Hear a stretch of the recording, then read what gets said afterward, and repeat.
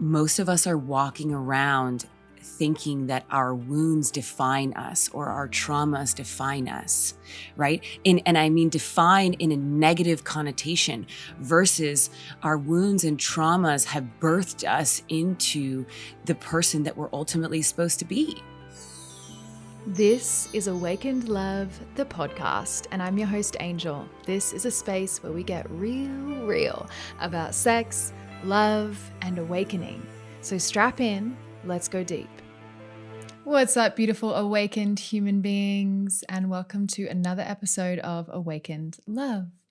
Today we have Rachel Pringle. Rachel is a mysticism, spirituality, and dynamic tantra teacher. She's been featured on platforms like Mind Valley for her work. She was in our season 1 episode. Her episode had the most listens of all episodes, and you're going to understand why when you meet her. She is one of my absolute best friends in the whole world, a wealth of wisdom, and I'm so elated to have her here with us today. Welcome, my love. Thank you for being here. Oh, my absolute pleasure. Anything with you is always a ball. Let's do this. Am I allowed to curse? Yeah, absolutely. You're definitely allowed to curse. Okay, let's fucking do this. What do you think the answer is to that question? Great. So let's dive in. We're both Scorpios, so you're in for a treat, those listening. Get ready, y'all. Tell me, what's most alive for you right now? Where are you at?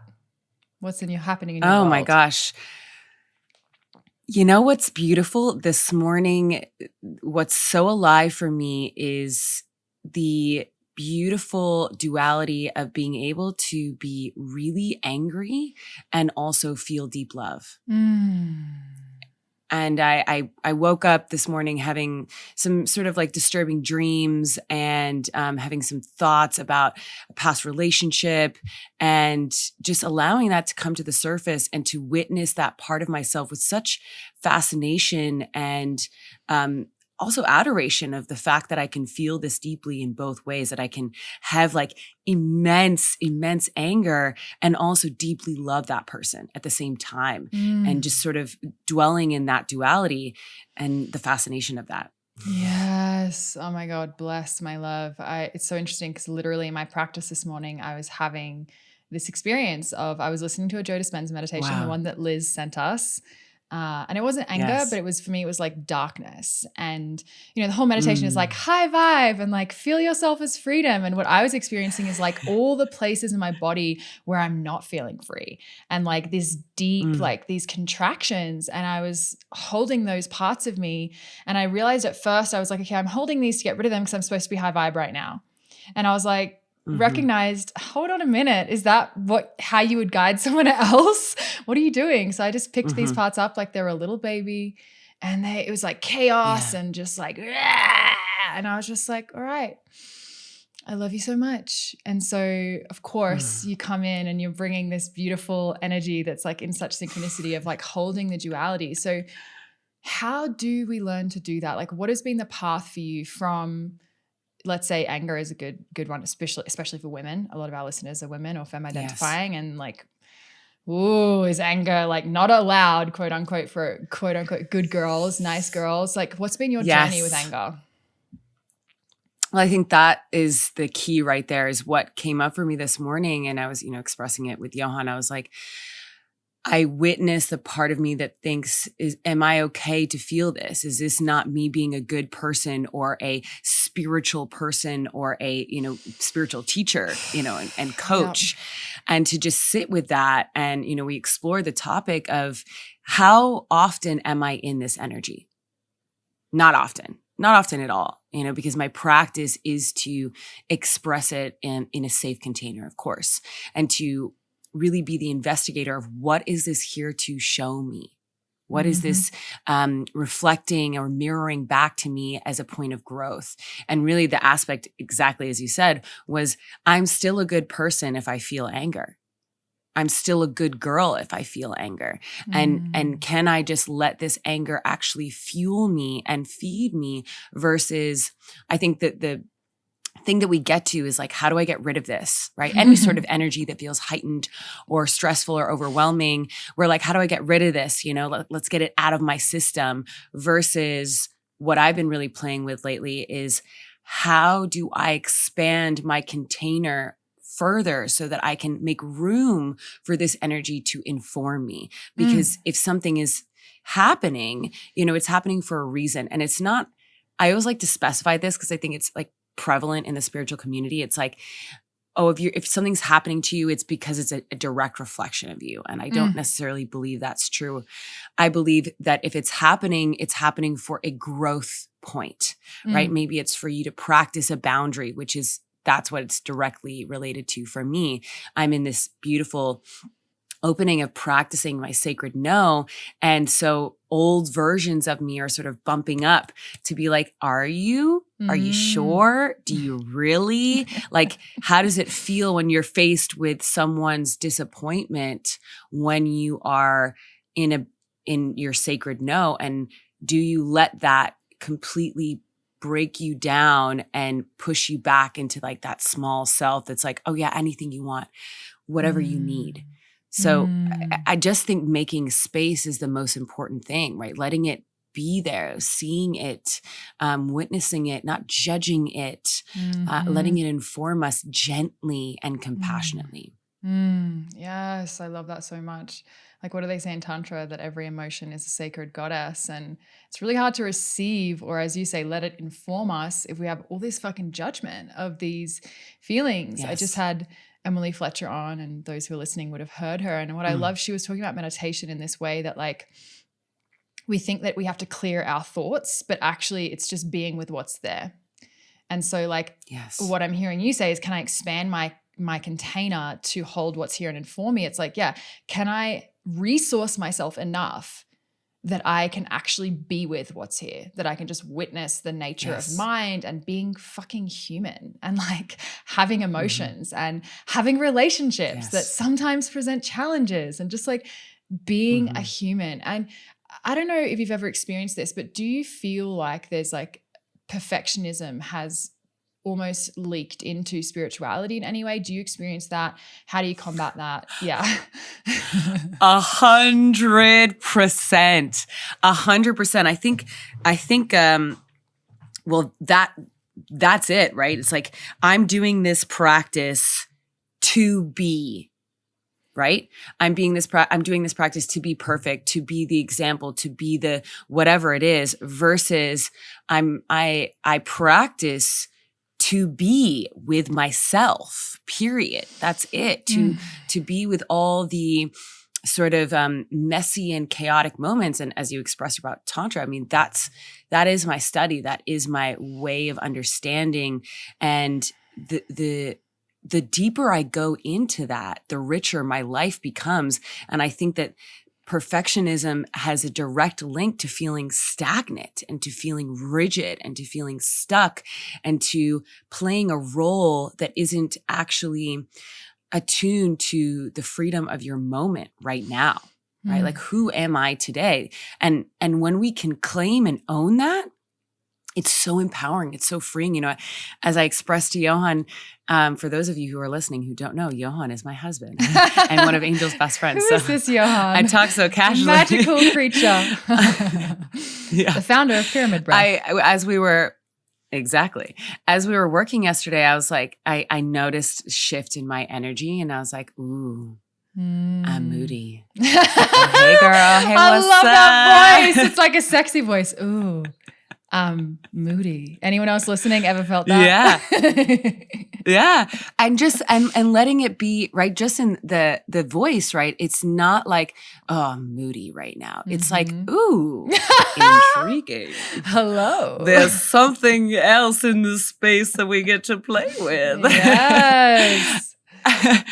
And even this morning when I woke up, you know, it was that again. It was like, oh wow, there's this beautiful, rich anger that is present, and owning that takes and using that as a sense of empowerment versus disempowerment takes away that energy of I need to look, show up, be, act, talk a certain way in order to be received, heard, loved, or seen. And let's talk about that for a second. Let's talk about the idea that if I'm perfect, then I will be loved, received, and seen. In your experience, who are the people from which and with which you're able to exchange that energy of deep seeing, deep loving, deep knowing in regards to perfection? Oh, I mean, no one. Yeah, that's a mask. Like, it doesn't work. It's like when you realize that, you're like, I want my fucking money back. Like, yeah. It's, you know, I think the beautiful part is that leaning back into the awareness that we are energetic beings. We feel everything, whether we're consciously aware of it or not, but we can feel when there is a block in between us and the person opposite us. And we don't like it.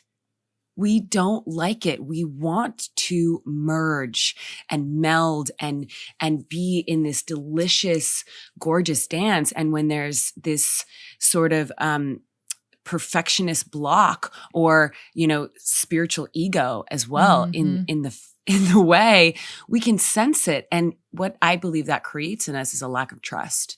Yes. And yes, you know, yes. I mean, it goes back to the conversation we were having, you know, just the other day of like, when we can sense when someone is willing to look in the face of their darkness and to love it and to explore it and to make friends and to ultimately fuck it. Yes. Yeah. I mean, we've literally done that side by side, my love. And I think the thing that creates so much safety in our relationship, it's two things.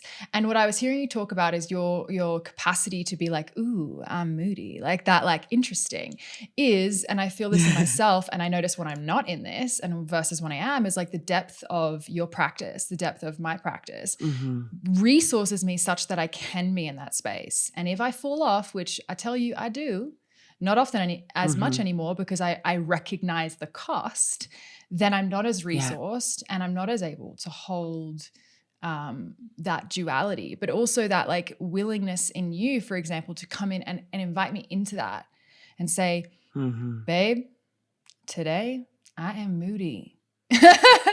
I'm like, oh, okay. FYI. Yeah, I'm like, great. You know, or if I'm like, just let you know, I'm feeling things today. It's like, it's such a fucking relief to take off the mask of performance and be like, yes. I'm a messy, flawed human being. And I had this realization actually with you in practice doing Johann's pyramid breathwork at your house. And it's like, you know, these things mentally, but just like feeling it in my body during that practice, this idea like I'm a deeply, deeply flawed human being and I am still worthy of love and belonging. And I like, it just like dropped into my consciousness, and my entire practice with you guys was like, you know, internally about that. What are your thoughts on that? I mean, I have like full body chills.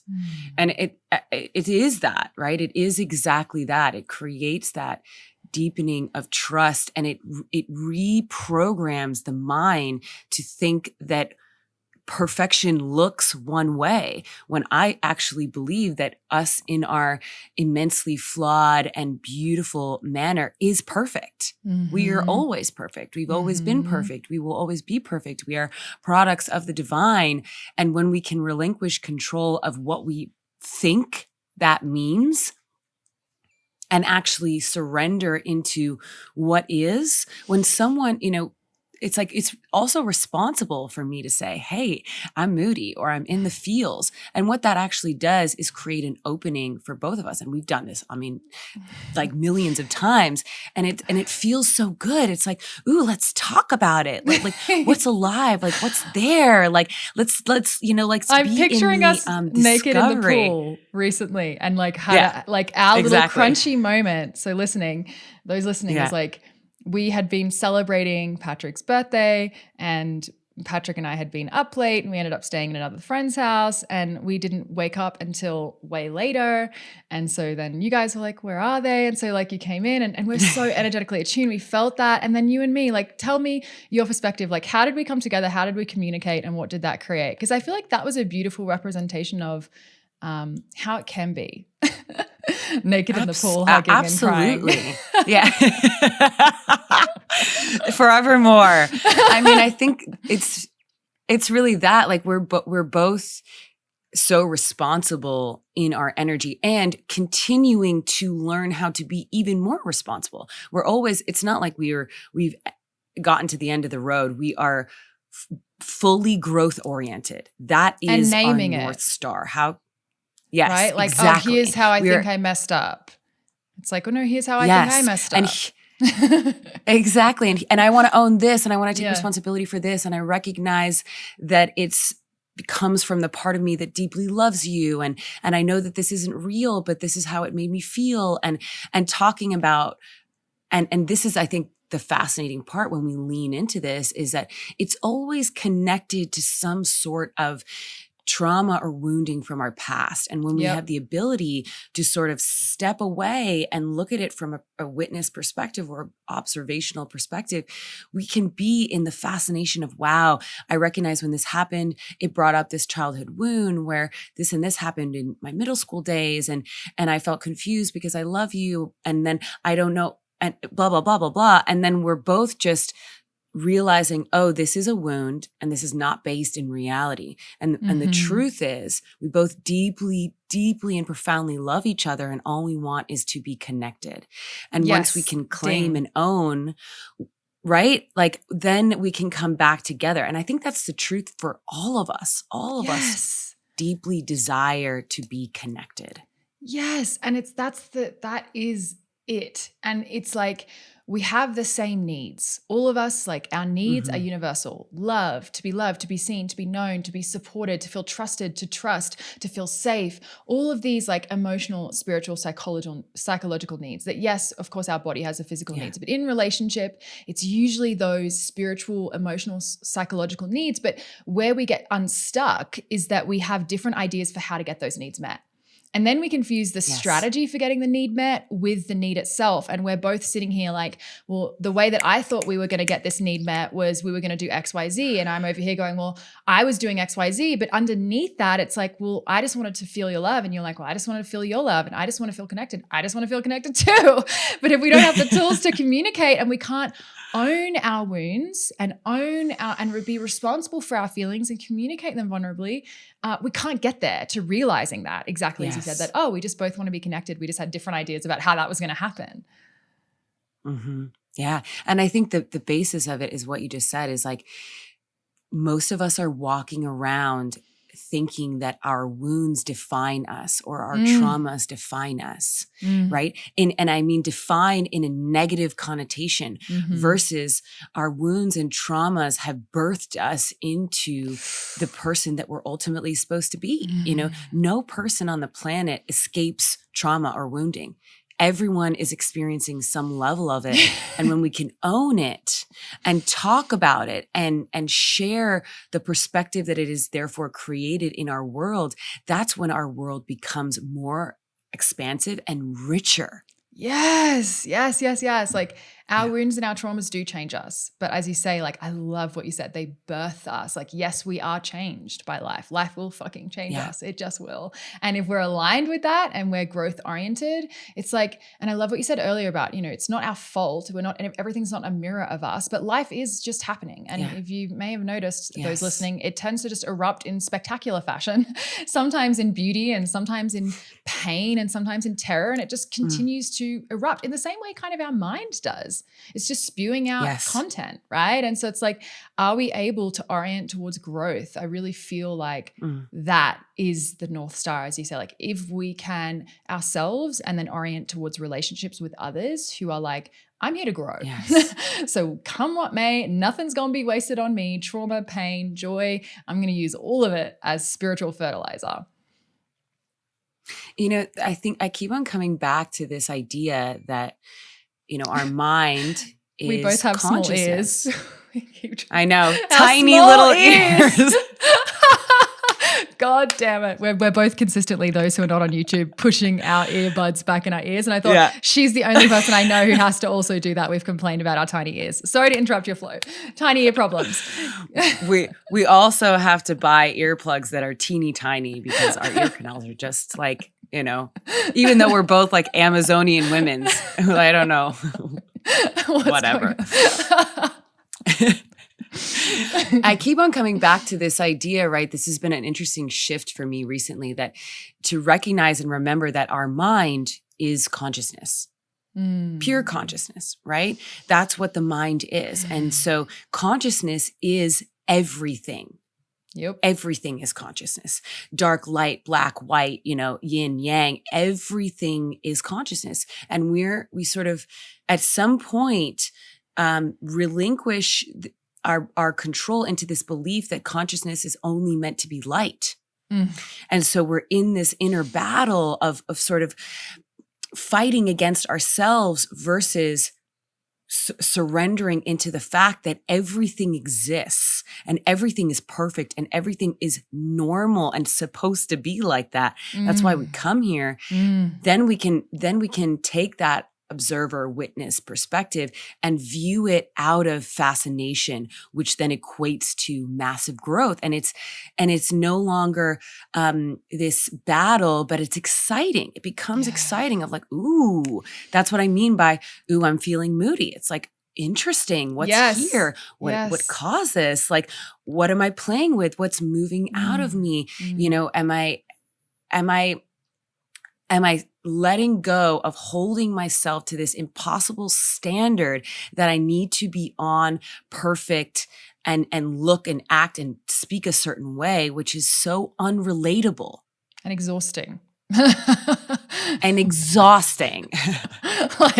And doesn't actually work. Like by the time you run the end of that race, doesn't. You're like, give me my fucking money back. Like this perfection idea that's been shoved down our throat since we could absorb anything. And, I had this moment, I was writing about this yesterday, where I recognized this fully, exactly what you're talking about, this idea of like perfection and how it doesn't work and how it's not even giving us what we're thinking that it's going to give us, which is this relief. And actually, as you're saying, this embracing of who we are and this recognition that we're messy and flawed and everything is as it is. And what if our soul came to experience darkness and light? What if there's a part of our soul that is like, I came to live so much such that anything that is here is an expression of life force energy, and therefore, yes. And it doesn't mean that passivity, which is like something happens and I'm apathetic and I'm hopeless and all that. It's like life erupts. Okay, sometimes it's hard, sometimes it's terrifying, and sometimes it's beautiful. Yeah. And you look at it and you go, these are the given circumstances, and what now? It actually creates more space for creativity. But the moment I really realized this actually was when Jay-Z cheated on Beyonce. This sounds so ridiculous. But I remember feeling so much listening to that album, Lemonade, the video album, so beautiful. And I had idolized her. I'd pedestaled her. And this is what I was writing about last night, is that we're taught that if we're perfect, then we will be powerful. And if we're powerful, then we will be immune to vulnerability, to weakness, to pain. And so we strive for this perfection. And what it also has us do is that we look at people and we experience, let's say, a taste of their power. And I'm sure you have felt this because you are a powerful ass woman, and they experience a little bit of your power, or you experience a little bit of someone else's power. They're in their mastery perhaps, and then you pedestal them. They must be perfect if I'm experiencing their power. And then their humanity pokes holes in that projection because no one's fucking perfect, newsflash, and then we have to rip them down off that pedestal or be ripped down off that pedestal. Yeah. And when I ripped Beyonce down from the pedestal was when I realized like, but wait, she's perfect. How she's meant to be immune from what I perceived at the time as public humiliation. She's meant to be immune. If Beyonce is not immune and she is perfect, something's wrong with this system, and I want my fucking money back because like, how is this? And I know it seems like a ridiculous example, but that really was the moment for me. No, it's a perfect example. I love exactly what you said. I mean, that notion in itself, I think is the most powerful, that when you are perfect, you are immune to hurt. That is the falsity that I think is running the perfection train. It's like, and it's so untrue. And I think that's the reason why I think both you and I most of my conversation is around darkness and owning our darkness, because that was the key to me understanding my true power. It's like, I'm not immune. I have experienced infidelity. I have been the cheater. Like, I have been bad. And me what too, is girl. that teaching me? Yeah. Yes. What is that teaching me? Like, how is that growing me? And am I, and I think I keep on coming back in this conversation to the power of making love to chaos. Right? Not being afraid. Like you see chaos and you're like, no, no, no, no, no, no, no. But what if you're like, yes, yes, yes, yes, yes, yes, yes. I can open my sphere. I can move with it. I can allow this, especially, for you and I, we're so deeply in the pleasure zone. How can I use this in alignment with pleasure, with sexual and sensual energy to alchemize it? And the power that we receive from that is exponential. And it's not about, this part of me is bad or wrong. This part of me is equally valuable. And how can I bring it up to the surface to be met by my light so we can work together? Yes. This kind of leads into what I wanted to get into. First, I want to check if that feels good to you, our recent medicine journeys. Before I even say it, she's like, yes. yes. Me and Rachel but wait. I didn't even tell you because I moved mine for 2 weeks from now because of the detox. Okay. That makes sense. Yeah. Okay. But we can I'll share still a little bit of what's go into that vein. Yeah. Okay. And okay, so I'd been telling Rachel about this, and if you listen to my solo podcast episode from season 1, you will have heard all about my dieta experience. I still had some stuff to process from that. And this was around chaos, like chaotic, dark, violent thoughts entering my sphere at random moments where I'm like, whoa, okay. Hello. Hey girl. Wow. And because it felt so disconnected from the experience I was having in those moments, I was very curious and listen to episode 1 of season 1 and my solo episode around my ayahuasca journey, and you'll hear more on that. So anyways, I had unresolved issues. It felt, I was like, I've got unresolved stuff here. What I also realized is I need help. I am a powerful facilitator, as are you, and most of our best friends are world-class facilitators, and we cosmic muse together all the time, which kind of gives us this spiritual, energetic chiropractor adjustment just being in each other's presence. But I realized that I needed help, and I'm not going to mention names because it's not really appropriate in this context. But anyways, one of our friends is a healer and works with medicine, and I asked for support. And so I did a medicine journey, and had his support holding the energy, holding the space, adjusting my system essentially. And when I came in, I was like, look, a part of me doesn't really believe in entities because everything is me and I am everything. And I'm also recognizing that I'm an individual in this incarnation. So there are things separate to me. I have the inclination that you and I are one, but you're also, I'm not Rachel and Rachel isn't Angelika. So there is kind of, and so, we get into these meta concepts, and this is, I would say, a fairly advanced concept. So stick with me if you guys are like, what the fuck are you talking about? But most of you are fairly advanced. So let's go there. So I was like, what is it? Is it that? Does it feel like this energy is the source, is that I am the source? And I'd done all the work, what aspect of my psyche is this? But it was still kind of coming through, and I was just very confused. And I was in that mode, and I came with my intention to the medicine ceremony of teach me. I want to learn. Why are you here? Let me know. Because I'm at the moment, I have no idea. I just feel real confused. I'm trying everything. I'm practicing neutrality with the thoughts. I'm practicing burning the thoughts with fire. I'm practicing absorbing the thoughts into my throat, gargling it into love and sending it out like Tong Len. I'm pulling out all the stops, working with it. What is here for me? And our friend, the healer, was like, it doesn't feel foreign or it has its own consciousness. And I think that you will be surprised. And he says that at the beginning. Yeah. I'm like, okay.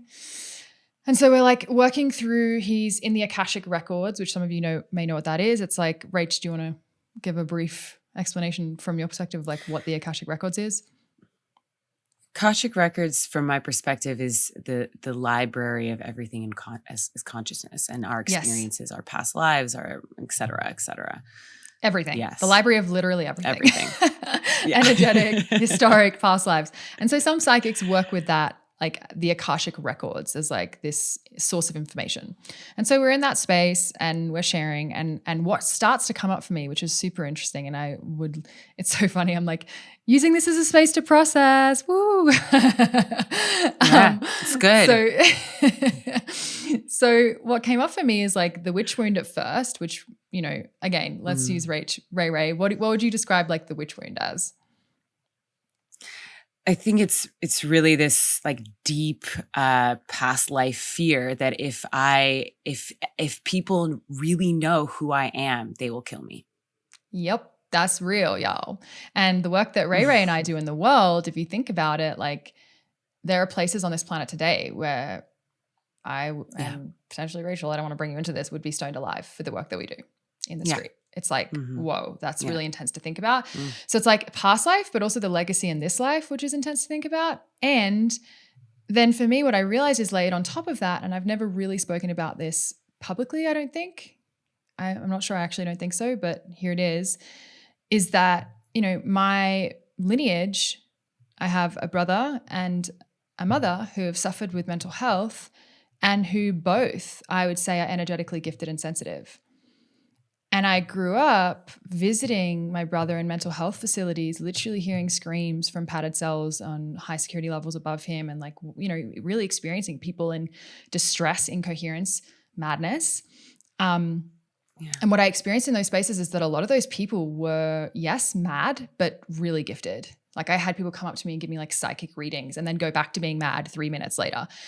And I was like, wow, I'm recognizing that I've equated energetic sensitivity and energetic gifts with death and feeling like being locked up.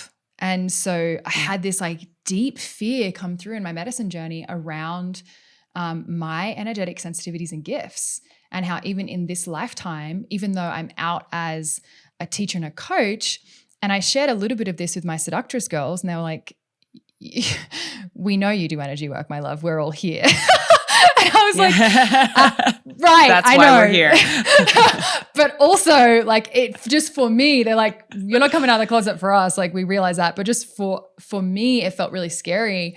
And in that session, as I said out loud, I went through all of this and more. And I was like, and I'm ready to claim like I'm an energy priestess. And the fucking lights went out.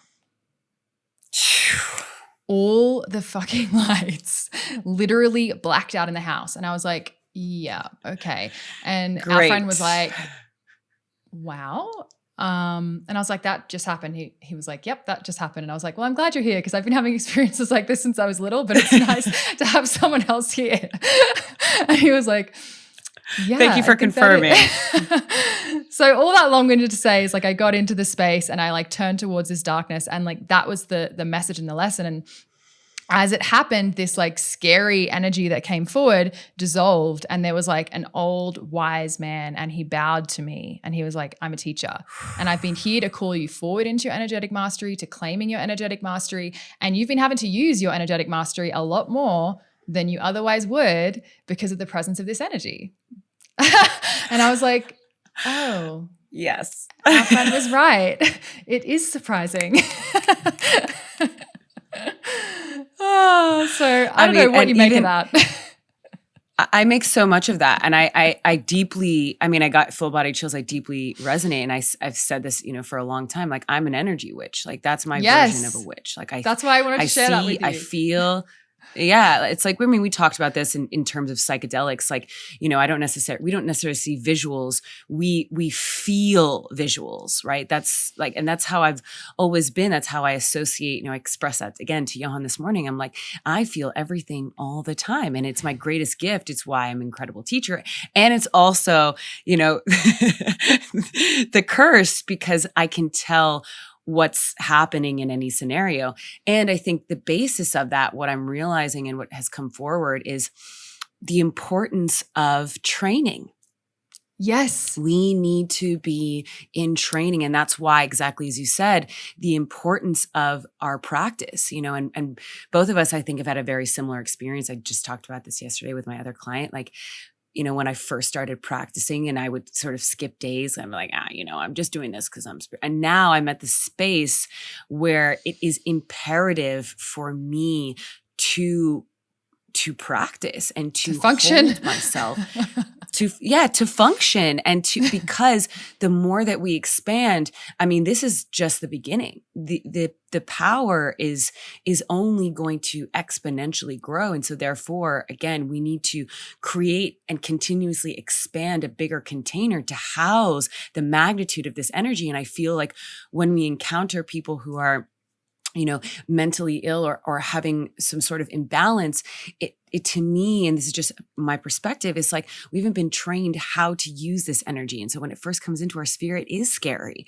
We don't know what to do with it. It's petrifying. If I went, I said this to Patrick, if I went to someone like in a helping profession, potentially, and I've seen this happen actually with my own family, and said, and told them the experiences that I was having after Dieta, I very well may have been spiraled into, who knows, institutionalized. I mean, that's terrifying to think about, but like, that's the reality. And it is scary. Like, I have seen actually, like, my mum, for example, reach out for help and then just be medicated. And, thank goodness she's doing amazing right now. And she's great and thriving.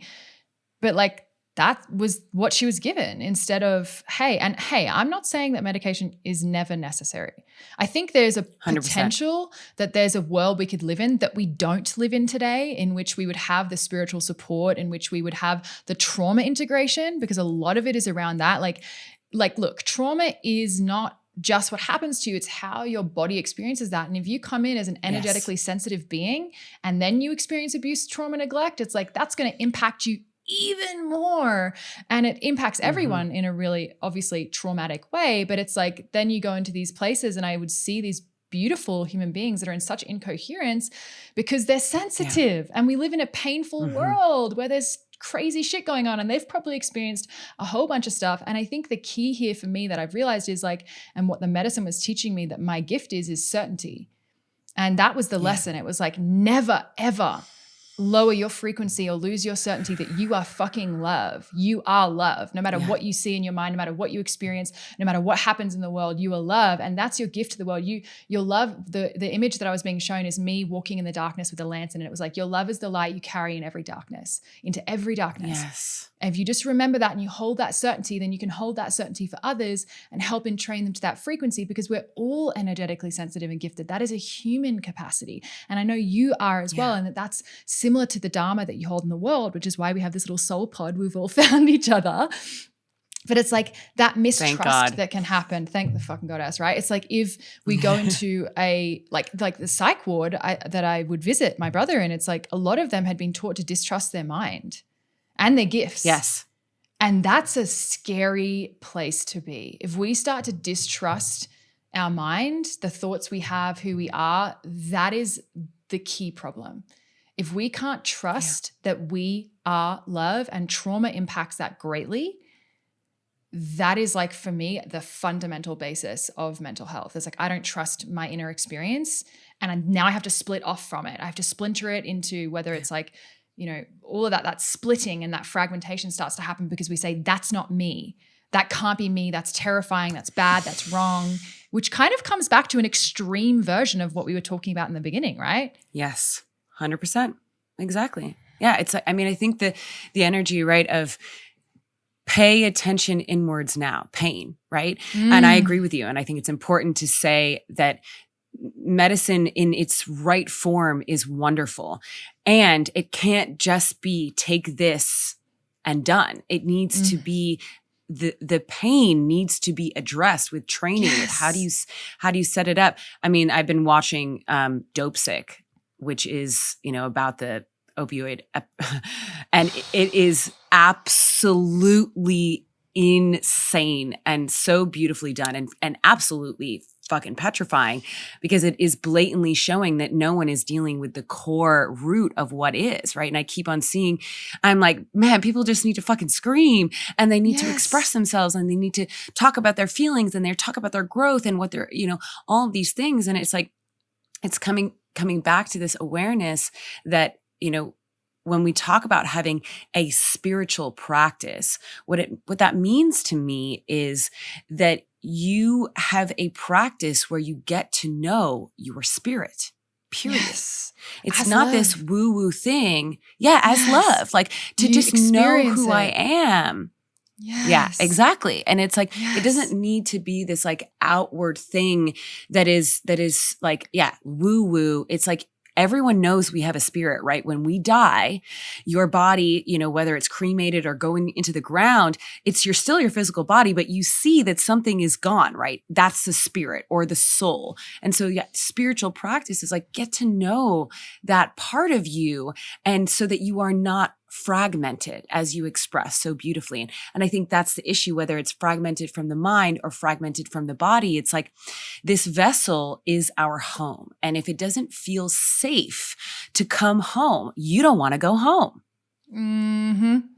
Yeah. And how does that lead into Right? sexuality? Would you say the endemic of not feeling safe in our body and therefore not feeling safe to go home into our body? Yeah. I mean, 100%. I mean, it's been coming up so frequently with a bunch of clients, and just that, like, we are, thinking about the numbness that we carry and the being completely desensitized from pleasure, because that is the story that's running, is my body is not safe. Yes. And our spirit, it's like, that's what disassociating is, right? We leave our body because the emotions and the chaos and the trauma that is stuck in there hasn't really been accurately or attentively dealt with and given the attention and healed. And so it's like, we don't want, it makes so much sense when you're a little kid. If you have an abusive home, you don't want to go home. Yep. Period. Right? Your body is the same thing until you are creating that consistently safe space, then pleasure can arise, right? And that means you, as you express so beautifully, trusting yourself, right? Instead of being taught to distrust our body or distrust our mind, our consciousness, and creating this like triple split, quadruple sense of reality where we're walking around feeling, completely not whole, when the truth is we are so whole always. Yep. Yes. And that's what the practice gives you, as you're saying. It's like when you have a practice to come home into your body, to meet what's there, whether it's comfortable or uncomfortable, because it ain't always pretty. Sometimes it's bliss and transcendent beauty and orgasmic. And sometimes it's not that. And so, and I think what that creates in a nervous system is we become healing presences for the world. It's not just for us when we show up and we practice. Like, Rachel, you are a healing presence in my life because of the depth of your practice, because I know that if I forget, it makes me emotional. Me too. Thank you, baby. You too, babe. Because I know if I forget, I can be in your presence and you have not forgotten, because you know that you are love. So you know that I am love, and I feel the same too. I know that I'm love, so I know that you are love. I know that anyone who sits in front of me is love, and there is nothing they can say or do that will make me believe that at the base of it all, they are not love, just trying to reach for the light. And sometimes that reaching for the light is a distortion, like disassociation you're talking about. Like, as you say, we know what is wholeness. And if we're not giving it to ourselves and we don't know how to give it to ourselves, we're going to try and find a way to feel okay. Like if we've got trauma or we've got intensity and we don't know how to deal with that because we're young or we haven't been taught or it hasn't been modeled by our society, of course we're going to dip out. That's a survival strategy. It's a choice we chose to keep ourselves alive, and it worked for a while. It's like that is us reaching for the light. Yeah. I mean, it's amazing because it directly circles back to the very beginning of the call, right? It's like, in my moment of deep anger towards this being, I could still feel the deep, profound love that I have for them. Like, they can both exist. And that's the beauty and they of do. Life is like, they do. Like, can we allow ourselves to feel that instead of this illusion of right and wrong, black and white? And tantra is really the gray area, the fluidity, this prismatic expression of the divinity that is like the essence of diamond of life. It is not just one thing. And if we try to convince ourselves, we are fragmenting our being, our spirit, our soul. And that's why we feel so uncomfortable. That's why people who are perfectionists feel uncomfortable. right? That's why people who've surrendered to their spiritual ego get themselves in trouble consistently, because they are fragmenting themselves instead of just owning, like, I'm a moody ass bitch today, or like, I have major trauma and that's okay, or like, I'm really angry, or I'm really sensitive, or I am full of ecstatic love, or I am in orgasmic bliss. They are all valid. They are all true. Oh my gosh, my love, I got the most beautiful hit as you described it, as a prism of like a diamond. It's like the diamond is the wholeness, is the love that we are in truth. It is always wholly intact, no matter fucking what. It is the untouchable, unbreakable, untaintable essence within each of us. But sometimes the light just hits it different. And that's like that thing when you were like, when you become curious witness and you trust through your practice that you are that diamond, that you are wholeness, when the light hits it a certain way, you go, ooh, I'm moody. Yeah. Wow. Look at that color. Shit, girl. What's going on? And we forget too, y'all. We forget too. This is the intention. Of course. And also what happens when you are in the depth of the practice, for sure, it can and is, but it's like, and you forget and you come back and you fall asleep at the wheel and you wake up. And the practice, I think the thing that's been like the center of this conversation is what brings you home, is what wakes you up, and is what reminds you that you are that diamond, you are that wholeness. And at least I know I need it to be reminded. I need people like you in my life to be reminded. What's interesting, right? The perfection thing is, when we're trapped in perfection, what's also very apparent in that is the unwillingness to ask for support or help. Right? Like, I know when I'm feeling off that I if I message you, you will remind me in half of a second, and then all of a sudden I'm back. Right. And that's the ability that we have with our community, with this incredible soul bubble, is like, of course we forget. And I think that's part of the reason, because it feels so good to remember. So we don't want to just forget and then remember and it's all done. We do it over and over again, because that thrill of remembering that we are the goddess, that we are God, that we are the divine, is why we're here. Right. Yes. So we like, came to fall asleep that too. Support. Yeah, exactly. I like falling asleep at the wheel. You're like, whoa, whoa, that was thrilling. No, don't try this at home. It's Don't like try perfectionism is obsession with the light and it's changing patterns and trying to control that, which you fucking can't, instead of connection to the inherent diamond underneath. And my love, yes, you have helped me so much with receiving support, because, you know, when we first met, I think 6.5 years ago, such a deep part of integrating my trauma has been asking for help, because the little girl in me doesn't trust that she'll get it. She felt helpless and she like she didn't get help. So what she learned was to be strong and to be the one that, I don't need help, I am the help, right? And that prevented me from, as you so beautifully said to me once, why do you continually prevent me and the people who love you from doing the thing that you love doing more than anything else, which is helping? And I was like, I remember exactly where we were. We were walking into Panga, and I was like, it like cracked something in that armor that never went back. And you've been so pivotal in integrating that. And that has been the key for me, is learning to trust that A, yes, I've got me and I can help me, and that's got to be the solid foundation, but B, that I can receive support. And like, I don't know if anyone listening resonates that, but like, if you didn't get a lot of support as a little one, you may have adapted to saying, well, I don't need it. It's like, no, you do need it. That's just a survival choice that you made. I mean, I feel the same, literally the same exact way. And it comes from my own version of it, which is I was always so good at helping people. And I was so full of, I come from such a secure family unit that it was like, help, help, help, help, help. It's so easy for me. And there was a moment where it was like, am I allowed to receive help? So it's like all of us are the perfect puzzle piece for that, of really, I mean, you know, I remember voice noting you in the car, like bawling my fucking eyes out, and just knowing, even when your voice isn't on the other side, but knowing that you are there to hear me, it makes me emotional. It's like my whole body is like, like I can be held to. We all deeply seek that, right? We all seek that moment of, I am okay. And I mean, it's our little joke. We're always saying like, am I okay? You're okay, baby. And that's our little girl. Like, it's like, you know, when do we get to do that? Like, especially if you're a leader or people listening, if you're in positions of power, if you are a mother, a parent, a lover, if you are someone who supports other people, as we all do, what a beautiful gift to get to do that. But also like to get to be in our little girl and be like, am I okay? And have someone be like, you're okay, baby. You're okay. Oh my goddess. I could speak to you forever. I know you have a client. We're running late. Are you ready for rapid fire? Yes. Okay. What book do you gift to people the most or recommend? The Surrender Experiment. So good.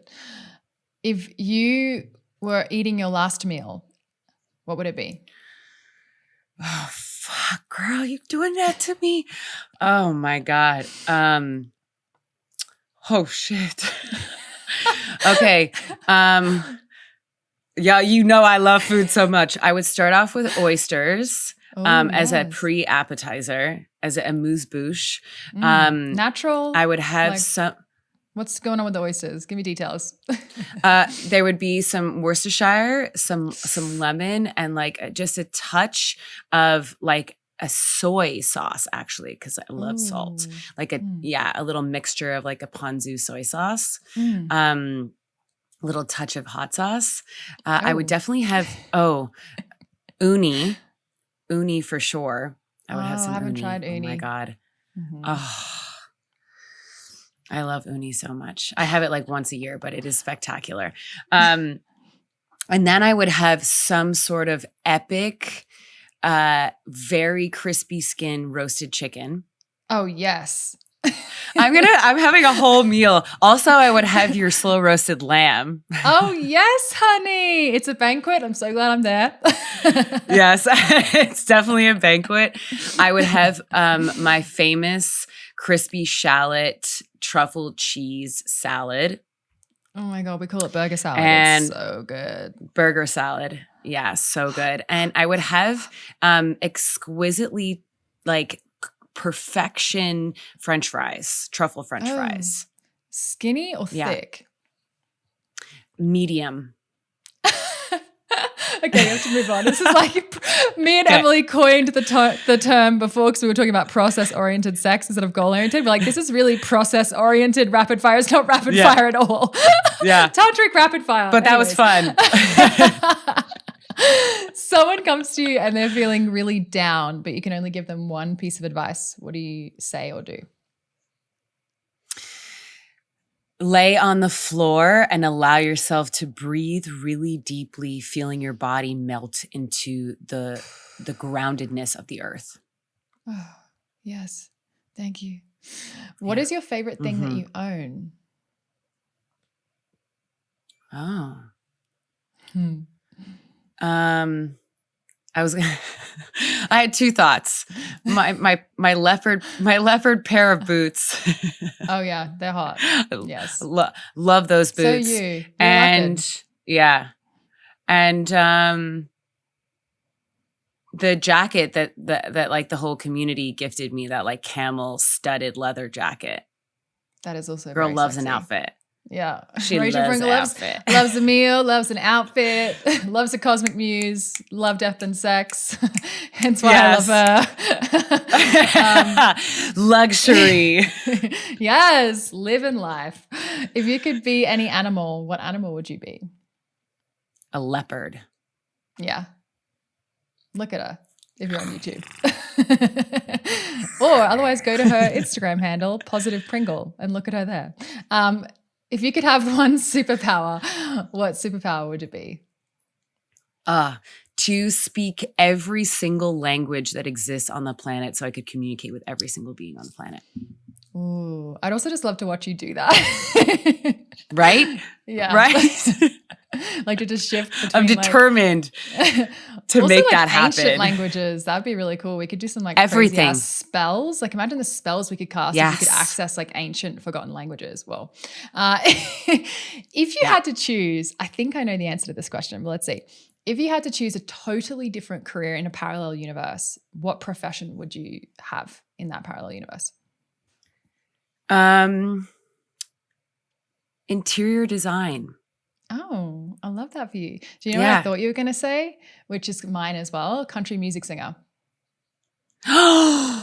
That's also, if I had the voice for it, 100%. Yeah, girl. Yes. Okay. Yes. Yes. Yes. Okay. I read you right. Okay. Last one. There is a universal answering machine that you get to leave a message on that everyone in the world and the cosmos is going to hear today. What do you say? You are perfect exactly as you are. Everything that you're feeling, any moment of pain, suffering, joy, bliss, all of that is perfect and is you. You are whole. You are worthy. You are loved. Take a breath into the perfection of the divinity of your soul now. Oh, yes, ma'am. Thank you so much. My entire body was alive with energy as you said that. I love you. I appreciate you. This is always so much fun. Where can people find you as they run to continue their connection with you and your impeccable, exquisite, life transformational work that you do? Oh my God, I love the fuck out of you. This is just such a joy. It's like I want to do this all the time. This is also, just so everyone knows, this is what we do all the time. This is just our conversation broadcasted. Exactly. You can find me on the grams at, like she said, Positive Pringle, and I am RachelPringle.com. There's all sorts of delicious things, programs. I'm also on Mind Valley. Come join me, come play. Yeah. Mind Valley, bitches. Sorry. Do you have any programs coming out? This will be released in April. Anything you want to share? Or is it the best place they can connect with there? I am in the process of doing a lot of programs that will be permanent on the site and can be bought at any time. So that is like what's in works for me. So, and really making it attainable and affordable so that everyone can get this work and feel that deep connection to self. Yes, she's a master. Run, don't walk, people. Thank you, baby. I love you. I love the fuck out of you. Thank you so much.